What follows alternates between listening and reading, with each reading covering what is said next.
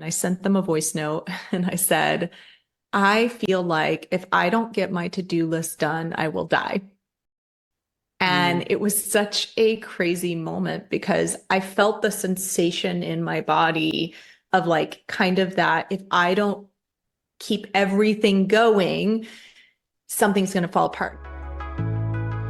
Welcome to The Way of the Muse, a podcast for women who want to create richness in every area of their lives, from business and career to lifestyle, relationships, family, purpose, and fulfillment. I'm Gigi Sage. And I'm Makena Sage. We're a mother-daughter coaching team, and combined, we've spent over 4 decades helping people create their best and most fully expressed lives. If you're ready to step into your bigger dreams with ease, fun, and flow, you're in the right place. Let's get into the episode. Welcome back, everyone, to another podcast episode. And today we're going to talk about this feeling that a lot of women have that if I don't hold it all together, everything's going to fall apart. And this is kind of an unconscious feeling for some people, but for some, I think it's very much what they say or what they feel on the surface. It's like I'm juggling so many different things in my work, maybe in my relationship, if you're in one, with family or kids or just other obligations. And it's something that women often, I think, come to us and feel this way, and we really support them. And Gigi hugely supported me around this and continues to, but it's been a very big evolution over the years around not feeling, I really don't feel that way anymore. It's incredible. From a few years ago, where it was crazy. It's really, really changed. So Gigi, will you just share a little bit before we get into this topic, because it can be a sensitive one for some women. So so this topic is going to be a little self-reflective, and we are going to talk about some things that you might see yourself in these moments, and it might be a little embarrassing. How I came up with this is early on in my training, when I did my first workshop in I think it was 87 or something. And at that time, I really got in there, worked with women, saw, what they were doing. And this was in their relationships with men. And what I saw was there were certain patterns that women had with men, and I called them kind of the unproductive patterns or the unproductive games. And so from this, I started to see the things that women did that didn't work, that were actually not getting them what they wanted, but they thought they were. And so that's where these have evolved into the patterns that we're going to talk about today. So as we go through this, if you see yourself, just get curious. If you can use curiosity and go, oh my gosh, I do that. And then get curious about, wow, how could I do something different? Don't make yourself wrong. Don't put yourself down. We're all making mistakes and doing things. This is just a really powerful way to get a reflection so you can shift and start getting more of what you want. That's really about what this is about. Yeah. And a little bit like we talked about in the last episode, is the awareness starts to create the change. Absolutely. Yeah. So I'd love to ask you right off the bat, you said, I've helped you so much. So what shifts have you seen, and how did that come about? Well, first, I think I should tell a story, which is that probably 3 years ago, maybe, I, somewhere in the middle of COVID or, in that kind of time frame, I remember very clearly having this realization that I was working with a coach at the time, and I sent them a voice note and I said, I feel like if I don't get my to-do list done, I will die. And it was such a crazy moment because I felt the sensation in my body of like kind of that if I don't keep everything going, something's going to fall apart. Now, we were going through a very stressful time in the world at that time. So I think that really contributed, because I had already had a huge transformation. I was no longer having anxiety and panic attacks, since you really supported me to make this shift. But I was so wound up still in go mode. This was before the second shift that you really helped me make around this. And I was just in go, trying to hold all these pieces together. And it's just crazy to think back on that moment now and go, wow, what a different space I was in. And this is probably an extreme example, but I see so many women who are feeling like if I don't hold all those pieces, I don't think they actually think they're going to die or something like that. But there's this feeling in our bodies like, Right. you know, what's going to happen? And it somehow feels like you can't let go. So the evolution or how you really helped me is, of course, the piece we've shared a lot about of that first transition was huge in terms of really starting to unwind, to get more connected to my senses, to see the vision for what I wanted to step into.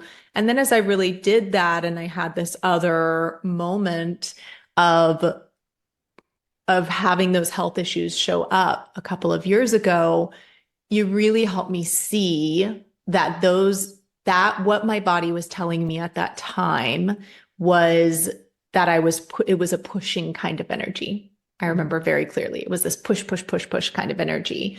And so in the unwinding of that was really, I think, helping me put systems in place, helping me. I mean, we're going to talk about a lot of different things today in the episode and in a couple of our future episodes, but really seeing also what was underneath, like what was the pattern underneath, right? So mine was overwhelm was my big one.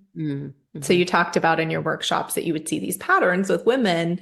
Well, you really reflected to me that I was always in this state of overwhelm. Right. And this was one of those awareness starts to create the change, but it doesn't always happen overnight. I had to really sit with the awareness of like how much I would get caught up in this again and again and again as it slowly unwound and started to let go.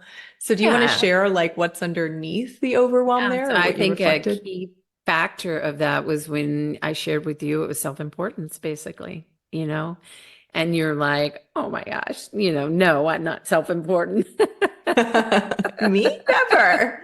So it was just, remember, no one can do it as good as me. Remember, I would say, let's let this person do it. Let's bring in someone. No, they can't do it as good as me. It takes too long to train them and on and on and on. But when you really let in the self-importance of what you were doing there, it started to change you. You saw when you would click into that it was that you were the most important person in the world. And your overwhelm was the most important thing in the room, right? Always. And that's what happens with that. Again, that's a pattern that gets set up in us, and it was in you actually physically. And then to unwind that was to face it right in and see, this is what I'm doing. And of course, on the outside, there is the factor that you had a lot to do. But the way you were handling it and what you took on is you were over exaggerating it, basically. Yeah. And it did not feel that way at the time, like you're saying, because I want to speak to where women are when they're listening to this, but you're not going to feel like you're over exaggerating it. And we don't mean over exaggerating like Gigi's saying, like you don't have a lot to do, but it was to realize that.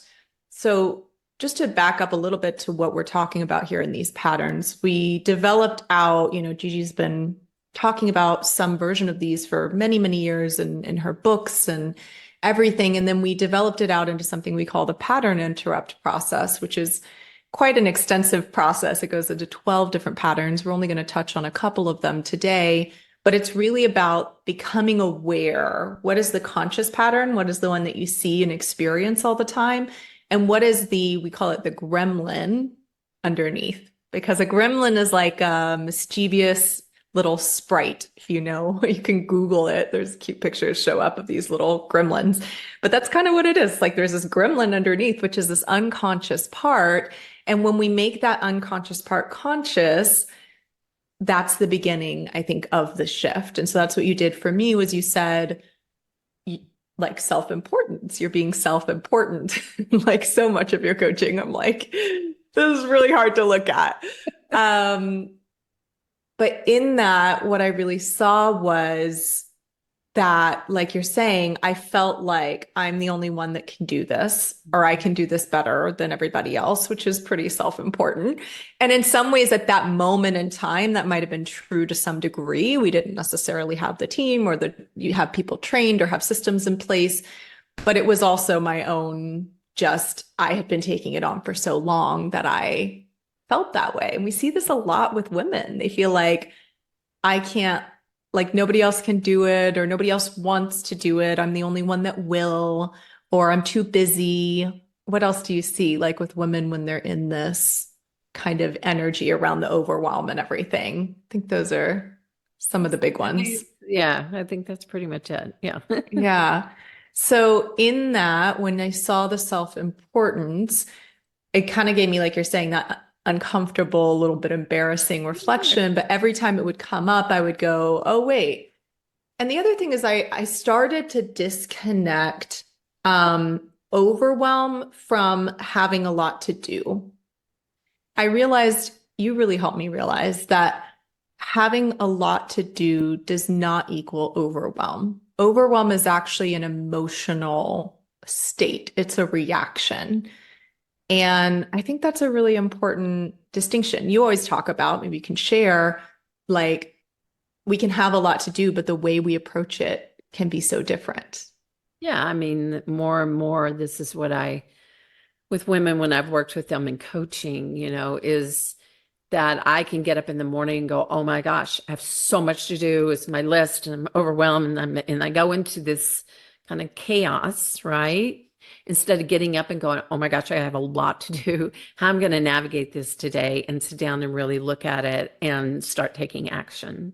So it is the approach, how we approach it is huge, huge. Yeah. Because, we always talk about going into ease. So if I could, even though it is, of course, stressful when you have so much to do and you feel like you can't get it done, but if I can approach it from a state of ease and then know there's no way I'm going to get all this done. So where I prioritize and get done what I can and feel good about it. The illusion of overwhelm is that by moving faster or being more go, go, go, go, go about it, you're going to get more done. But what I started to learn, and I really, you guys, I grappled with this for years. So please know that we're introducing a topic here and you get to really, again, play with it and see. So you would say to me, like being more, go, go, go, going faster doesn't necessarily mean you're going to get more done. In fact, the opposite can sometimes be true. And I was like, you say that? I You're want not to in my get body it. and not in my world, right? Yeah, but you don't know. Like I can work this to-do list and I can, So, but what I've seen over the years, what's really changed in my perspective is that usually, even if I got more done in the short term by being in that go-go energy, there was still some kind of longer term effect of me getting so exhausted that I had to just stop everything, or me having health symptoms show up that slowed me down, or even just the thing of by taking on everything on my own and not getting support, I was not moving. We were not Couldn't grow. being as effective, as we could be, as I really learned to, we're not going to go deeply into this in this episode, but, get support and lean on my team and all of that. I, grow a team in the first place. We were able to do so much more with so much less effort from me. Mm-hmm. Yeah. Yeah. Yeah. So I just want to like throw that little nugget in there because I know how it feels to feel like, well, this is the most effective way, or this is the way it has to be. But I promise you, there is a different way. Yeah. And when you're in the middle of it, I get it. It feels like there's no other way. It just feels like there's not a way out. And that's where, if you listen to this and play around with starting to find ways, I've had many clients that in the beginning, same thing. We're like, you're crazy. I can't, and I can't change. I don't have the help. Sometimes people can't afford the help, or, they can't find the help. There's all kinds of reasons. But when we sit with it and I say the only way out of this is that you have to get the support sometimes. I've had clients that they have very successful businesses they went into their business to grow a great business. And then before long, they're doing all the work, right? That all the work they don't like to do. And then they don't hire support. And then they tell me they can't find support.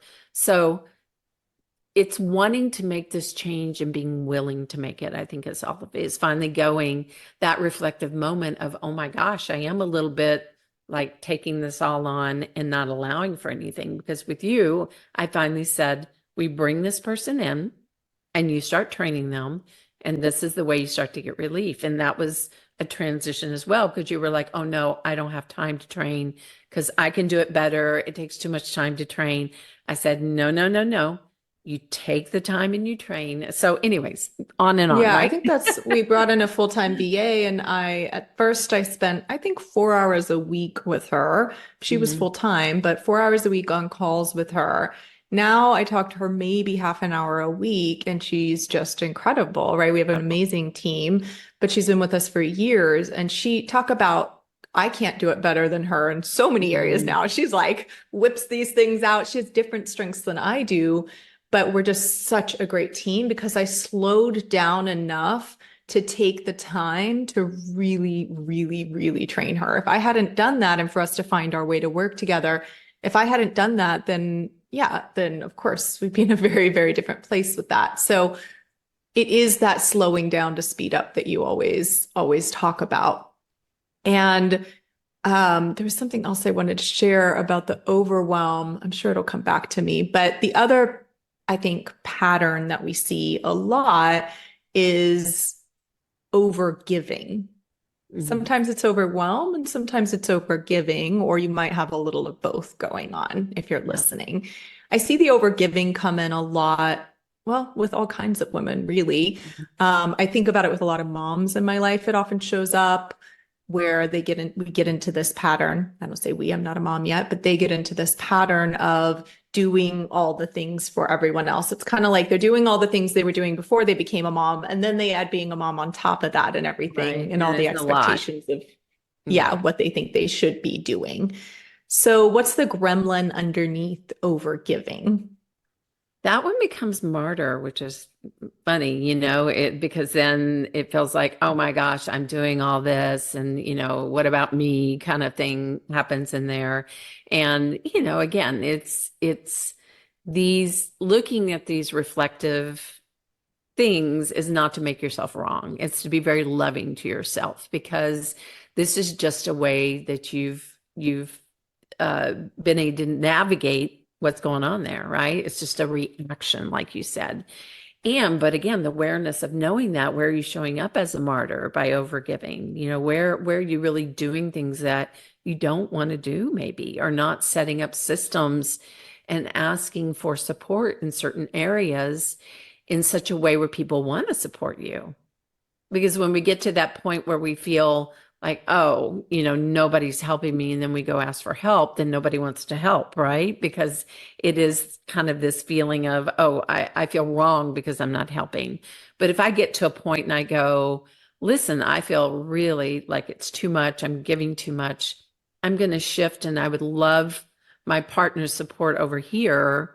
And you go to him or her and you say, listen, I would love to get some help in this area. Would you be open to helping me? Or do you have an area I'm feeling a little bit like overwhelmed and too much? Is there an area in all these things, here's the list, that you would love to get in and support with? Because I'd Yeah. love your support. I think a great question to ask if you're listening to this and you're going, well, I'm not self-important or I'm not a martyr or I don't want to look at that. Is just ask yourself the question again, is like, is there anywhere in which I see that I'm maybe being a little self-important, right? Yeah. Kind of just get curious. Is there anywhere in Right. which I'm being a little bit of a martyr? And I was just thinking as you were talking, Gigi, that like overwhelm compounded over time basically becomes exhaustion, Mhm. often burnout, and sometimes health issues then eventually, Yeah. right? And over giving compounded over time, I think often becomes resentment. Yeah. Yep. Right And on. then also sometimes can turn into health issues or other things. But that's something to notice if you don't relate completely, but if you can see, is there anywhere where you're starting to feel a little resentful, right? Or you are feeling exhausted and all these things, those are indicators of something underneath there that gets to really shift. The other thing I remembered I was going to say earlier was with overwhelm, it's like you said, the whole thing, your to-do list, all the different pieces, it's not going to get done most of the time. We're living these lives, it's never ending. There's always going to be more. And I think when I finally relaxed around, I can do as much as I can do, right? I can learn to ask for and lean on and get support and set up systems, which we're going to talk more about. And then at the end of the day, like either again, it gets done or it doesn't get done. And if it doesn't, then okay, maybe there's a bigger thing that gets to shift here. That I have to let go of some things, or certain things have to shift in the way we approach them. I think it's just that allowing for that natural consequence a little bit of when you're not holding it all together, sometimes things will shift a little bit too. Yeah. Yeah. You'll have to create change. Like you said, you might not be able to do everything. So you have to prioritize and really see what can I do, and over this next month, maybe you focus on this particular area and like say, this is what I can do, and ask for support like we talked about. And then in it, when you do reflect and you change your attitude and then you ask for support, then your approach is very different. Mm. And the same thing when you slow down to move faster, let's say in a parenting situation, if you have children and it's overwhelming, and believe me, I just was with my daughter, just had a new baby, and she has a 2-year-old, and it was a lot, let me tell you. And in that though, choosing where you're going to say, these are the things that really need to get done. And then the other time is slowing down and being present with your child and enjoying your child and letting some things fall apart, honestly. House might not be as clean as it's supposed to be or whatever. Then, here's the thing about children. When you stop and you attentively spend time with them, and it doesn't have to be huge amounts of time, they calm down. And then they allow for you to do the other things. This is what I see sometimes is when we're going, no, I can't. And then the child feels that, and then they're grabbing more and more. And so it's really stepping back and looking what's important here. And what's important for you, because your energy is extremely important, right? What do you want? And how do you want this experience to be? And then going, okay, then how do I create that in the world where I am right now? What do I need to do? Yeah, I love that. And you have a great story too. I just on this topic we were on around delegation and around you went into a company and supported a woman. Will you share that story? Yeah. So one of my contracts was with JP Morgan Chase, and it was with anyone senior VP and up. And it was only the women in the organization. And one of the women, senior VP, very successful, and just, she was just one of those clients I loved working with. She was so dynamic and tough, but also really when I would give her feedback, she'd listen, and there was this point, she had a great team, but she was always controlling everything. And she knew it. She said, I decide how everything goes. I can't let anyone else hold the ball because they're not going to do it like I do. What if they drop the ball? And I reflected to her, I said, as long as you're doing that, you're always going to be exhausted. The other thing is she really wanted a certain, to advance. And that's a whole nother story. But in it, she was controlling everything, and she wasn't learning really how to be a great leader to where she could then take what she knew what to do, but then start to honor her team and give them certain jobs. and then train them, make sure in the beginning that they would follow through and everything. So I said, why can't you just give it a shot? Let's try it. And she was like, okay. So she goes in and she did. She started tapping into her team and asking them, what do you see in these meetings? How do you think we should approach this? And what would you do differently? And her team started giving her feedback. And she was in shock. She was like, oh my gosh, I can't believe how many different things they see and they want to participate. And so she started giving them jobs and allowing them to really take on a lot of the responsibility so she could stand up and then see what needed to happen instead of being in the weeds trying to make everything and everyone do everything exactly the way she thought.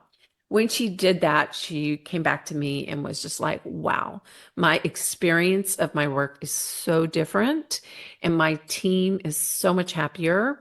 We now are dialoguing. We have meetings where everybody's participating.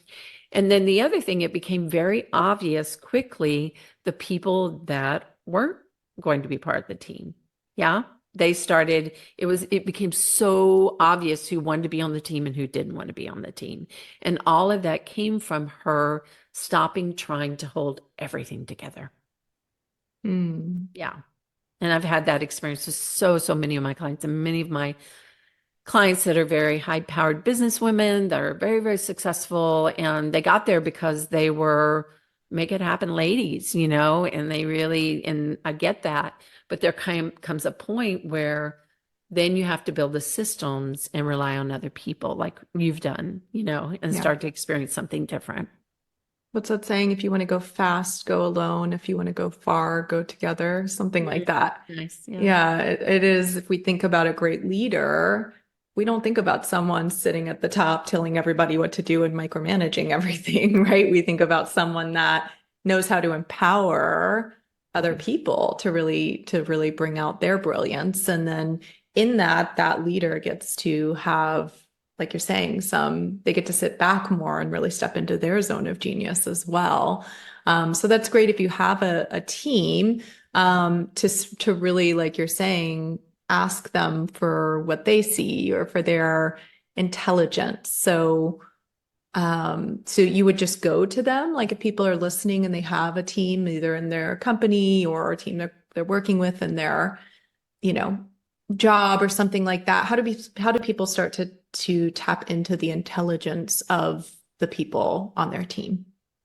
Well, I mean, if it's in a company, like a corporation, it's your job, then I would see what are the responsibilities, and then go and say, you're holding a lot of them. You would love to delegate some, and then really going and either looking yourself, if you know your team, and seeing who has the skills you think that they could take on some. And I would go to that person and really say, I'm thinking about, I'd love to give more responsibility in this area. Is this something that you feel like you can do? And then ask that way. Or you could do a meeting and just say, in this project, there are a lot of things that I would love to start that many of us were doing and supporting each other. Here are the tasks or the parts of the project. Who would like to take these on and take responsibility for them? Mm-hmm. So that's a way of doing it. In a family, you can do the same thing. Hey, there's all these different things that I'm doing, and I would love support and love to, because it's just feeling like a little bit too much for me. Which areas would you like to support in? Or if you have older kids, which areas can you take on? And usually people, when you ask them, are so excited to help. How old is old enough for this? Because I think you just coached a client around this recently, and it was a big aha for her, where she started to really get her family, her kids involved more. But people think sometimes, I think the kids need to be at a certain age, or like when do you have kids start to take things on and support in that way? As soon as they're up walking and saying no. I know the answer to this question. I'm asking for the benefit of our listeners. You know how you were raised, I very right? much remember pushing the grocery carts through the stores and getting the groceries and helping with the cooking and all these things. And people would be like, oh my God, like how, of course you were with our nanny or whatever, but yeah, we were always involved from a very Always young involved, age. always, yeah. Because kids want to Mhm. support, I mean, we can, my daughter has a 2-year-old and he started early, loves to, like one, taking the silverware out of the dishwasher. And now he's 2, and now he'll start taking it out. He'll open the drawer, he'll put the stuff up. He's always helping. In fact, the school just said, the teacher said, I've been in childcare for 25 years. I've never met a child that likes to help so much. But that again that's part of our system. That's something we always did, because then you find the little jobs that kids can do and you ask them to support. You sit down and say, hey, mommy's got a lot to do here and I'd love to have you guys help. And what would you like to do here? Or you just have them start doing it. And that's what the client you're talking about. She has 3 children, and I think the oldest is maybe 10. So, like, I think she has a 4-year-old. And I said, get them helping you, help set the table, help clean up afterwards. She was like, oh my gosh, I never thought about that. She started doing it, and now the kids are so excited. They want to participate. And when they're done, they all do a team meeting. Everybody gets acknowledged, and they all feel like they're part of the system. Not only feel like they're a part of it, I think they want their mom to be happy, right? Exactly. Yeah. Happy mom, happy life for everybody. Yeah. And when you're stressed and you're overwhelmed and you're doing all the things, that's not the Mhm. version of you your kids want, even at a Right. very young age. Now, if your kids are much older or grown, we were just talking to someone in our mastermind about this. Like, let's say, I think she has kids coming home from school and they're bringing College friends kids, and yeah. everything. And, the tendency maybe would be for her to go organize everything and take it all on. And you were saying, no, give everyone jobs. That's what we Yeah. would do with, if we're going on a family trip or something, Yeah. then one of us, handles organizing the meals, or like at least planning them. And we all pick different meals that we cook, or we, pick the Right. restaurant, and then somebody else handles the outings and does the research on that. So everybody gets involved. And this is really the antidote to both overwhelm and overgiving, Mhm. is that kind of starting to practice delegating and asking for, and also I think receiving support, because sometimes the support is there Yeah. and you're just not saying yes to it. Yeah. Yeah. Yeah. Yeah. Yeah. And when you get the offer for support, I mean, this is in your business. If it's someone that you feel aligned with, and then you say, yes, yes, yes, yes, and start opening up to that, because that'll open up more and more opportunities for you to see what's next in your business. If you're a solopreneur, an entrepreneur, and you have a sister that wants you help you, then let her come in and help you for a while. That again, if people are offering, normally they really want to do it. Yeah. Yeah. And a lot of times people don't know how to offer too, especially if they don't feel the openness from you. If they feel like you're just taking it all on, they don't see how to support. And sometimes if you just ask, if you have a thought like, this is really great for those of you who are in a position where you're like, well, I can't hire any support, not even a few hours a week or something like that. Then it's really to look and see, is there anybody in your life that has either, like Gigi saying, offered, that you could really take them up on that and learn, practice receiving? Or is there anyone you could ask? And most of the time, people are happy to have the opportunity to help someone that they care about. They just don't know how, unless you're very specific in your request. Like, hey, could you come over for a few hours? And, we did that for friends recently, where we went over and said, hey, it was Valentine's Day. We don't usually do a big dinner out on Valentine's Day. I said, why don't we go over there and we watch their little boy. He was sleeping pretty much the whole time anyway. They get to go out and have a special Valentine's Day. And it was like, oh my gosh, that was such an exciting thing for them that I could tell they just would never have even asked, right? Yeah, But for us, it was like such an easy, we just had a nice evening in and watched some TV and hung out. And even if their kid had been awake, it would have been fun for us to do that for them. So a lot of times support is right there, waiting in the wings, so to speak. And it's just for you to really reach out and kind of grasp it. Mm-hmm.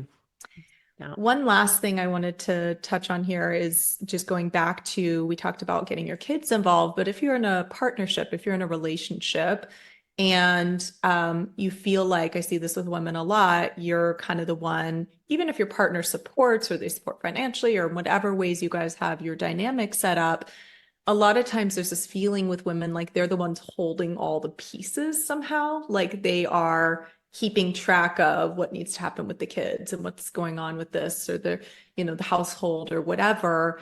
And I used to really feel that way in my relationship. And so I just wanted to talk a little bit about that and what I did. I had a little story there. And with Sunny was, I think you were probably the one, you're the one with most of these things that told me, how to approach them. But something I saw was that he just didn't kind of get, because he functions differently than I do. So he didn't understand sort of the impact of me holding all these different pieces. He would operate in a very different way.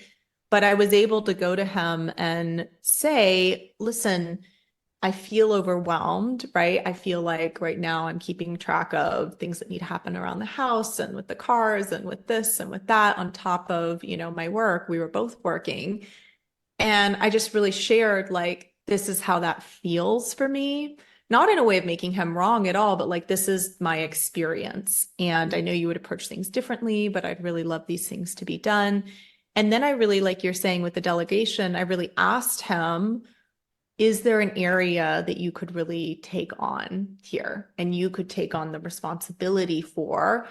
And he was like, of course, I want to help. Right. And so one of the areas I remember at the time that he took on was our cars. I was like, I would love to not have to think about getting the cars fixed, getting the gas, the oil changed, all these different things. And he was like, okay, great. I'll handle that. I'll make sure it's taken care of. And I've never had to deal with any of that stuff again. And that's just an example of sometimes it's also people can take responsibility in a certain area. I think you did that with us a lot too as kids. You would like give us an area that was ours to really own. Which is great. Yeah, really, really great. Yeah. So thinking about that too, not just giving tasks, but really saying what area can your kids or your team or your partner, what area can they take on as their responsibility or their piece. And then if they need support, they can come to you for it. Yeah, that's great, because then there's accountability there too. Yeah, people know what to do also. So, yeah. Yeah, so we've covered a lot here around this dynamic, and there's more to come. We're really going to touch deeper into in one of our next podcast episodes. How do you set up systems? Because this is something you say a lot, Gigi, right? So how do you set up systems of support, but also just systems for breakdowns or pressures in your life or in your business? Yeah. So thank you for sharing your wisdom in these patterns. Again, we're not going into the rest of them, right? But I think it's just so powerful for people to start to self-reflect. Yeah. And thanks for sharing your stories and everything too. Yeah. No, your wisdom. All right, and everyone everyone that's listening, again, be curious, use your curiosity. Don't make yourself wrong. Get curious at whatever's not working. Look and see what would work. Yeah. And thank you so much for listening. Please, if you love this, go and, rate the podcast. We'd love if you do that. Any kind of awesome comments, we'd love to have too. Thank you so much. See you next time.